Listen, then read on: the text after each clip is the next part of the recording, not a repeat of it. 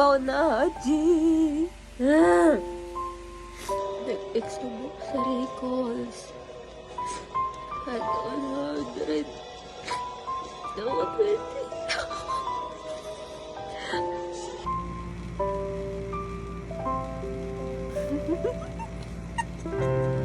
Thank you, Lord.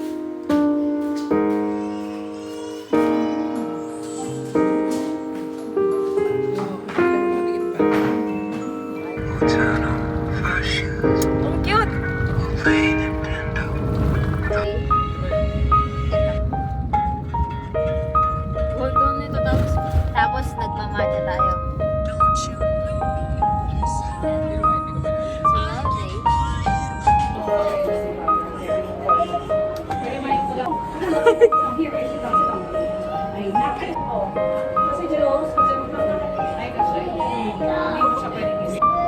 Bakit? Ang loro si Seiko pala. Is it raining?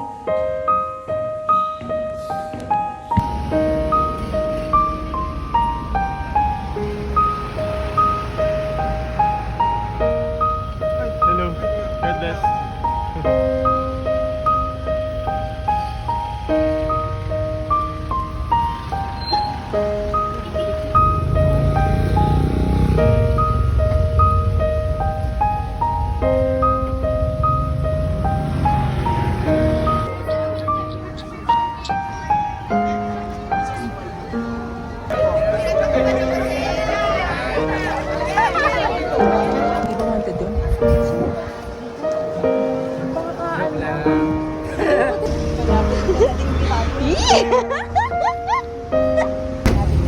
Ha? Sumusunduan niya.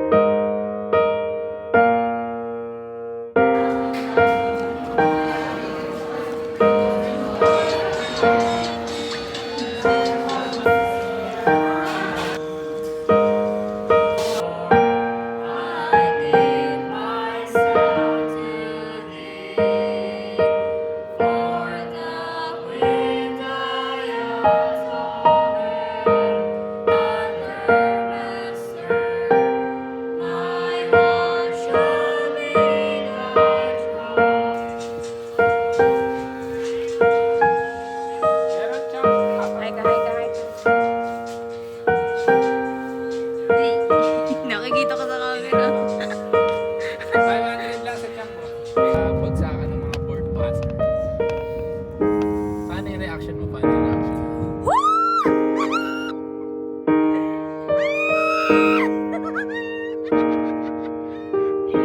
Ano yung ipapost mo?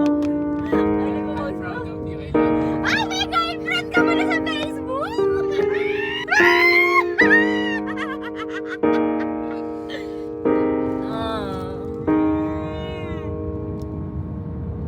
Uy, ay grabe, yung mga laman-laman ko dito medyo gumagalaw ang hanit kumikibot pa. Hey guys, isip na ba akong caption? Malamang, papasa na yan. Kaya pag ready yung caption mo, yun na lang atupagin mo ngayon. Para nalilibang ka. It was not me, it's you God. Hey! Yun lang. 빨리 갔다 와요.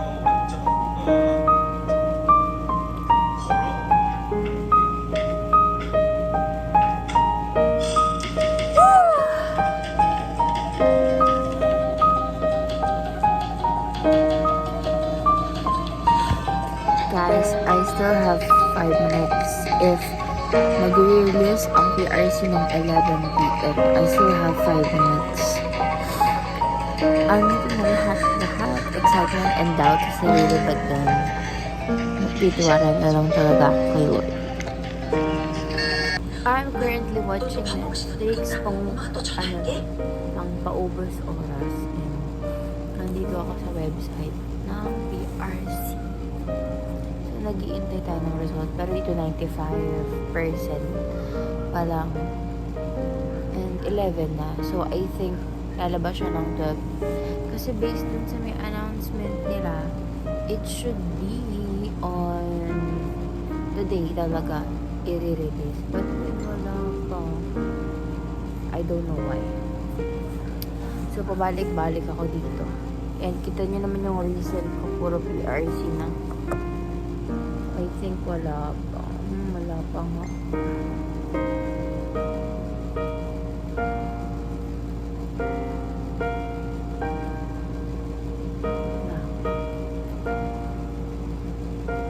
Bayan. Kasi naman. Bayan. Ba't kagabi, expecting na kami. Wala pa. So, napuyat ako. Alam niyo yung puyat ko na parang yung kanina, putol-putol tulog ko, nagigising ako ng 1, ng 2, ng 3, ganun. Ay, nako. 12 pa. That was so sad. Napupuyat tayo.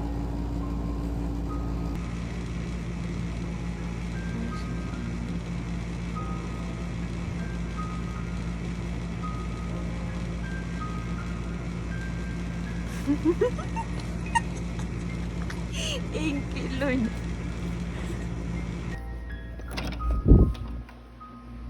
Ah.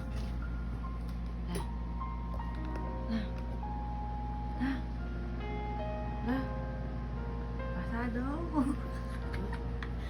Pasado. Ay, salamat po. Congrats! Naiiyak ako! Mami! Ang tali-talino mo! One thing lang? Ganon? Sino ka pala? Walang mana ka sa akin. Sulit seta, Phil.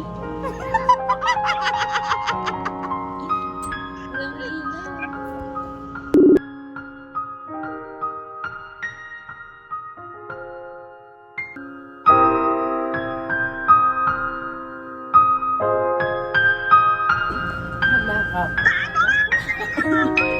Anak, Kaya ka ng ginigising ako. Ano ka pala, kala ko kung saan pupunta at nakakaalam. Dahil kala ko, nagulat ako. Nagbabayad ako sa counter kasi bibili kami downy ng power gel.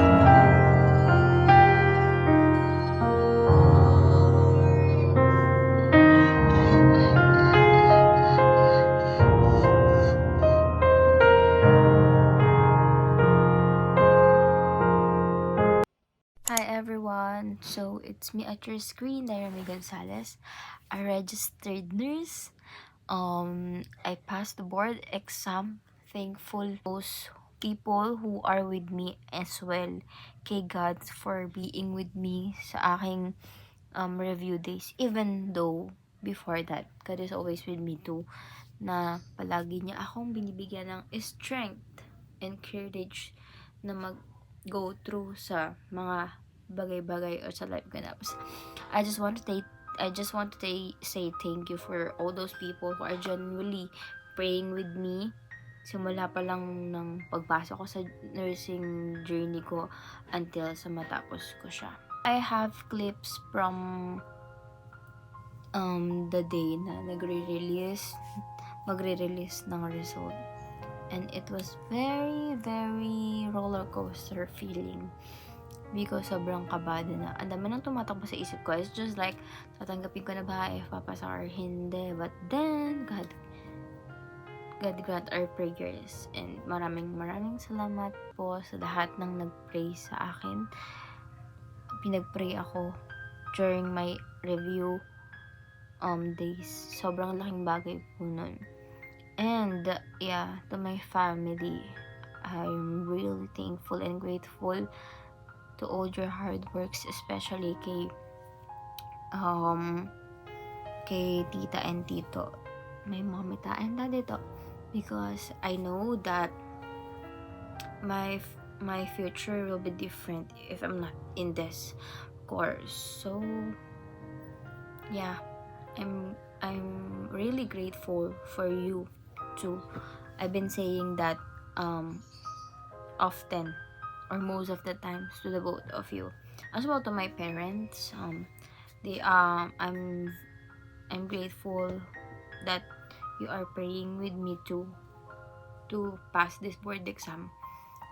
And yeah, to my friends and my boyfriend, that they are there for me and they play a big factor in this review session. To my boyfriend, to Kelly, he helped me a lot, and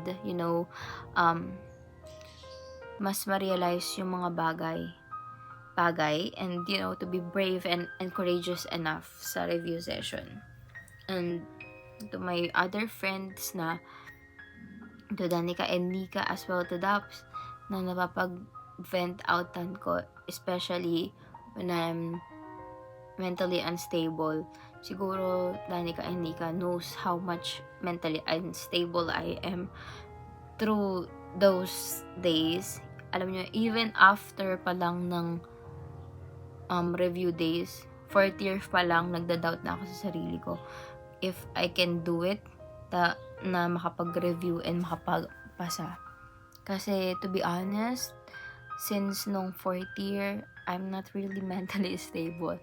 I just wanna say it, but I think wag na. Pero yun nga, I'm not mentally stable during my 4th year.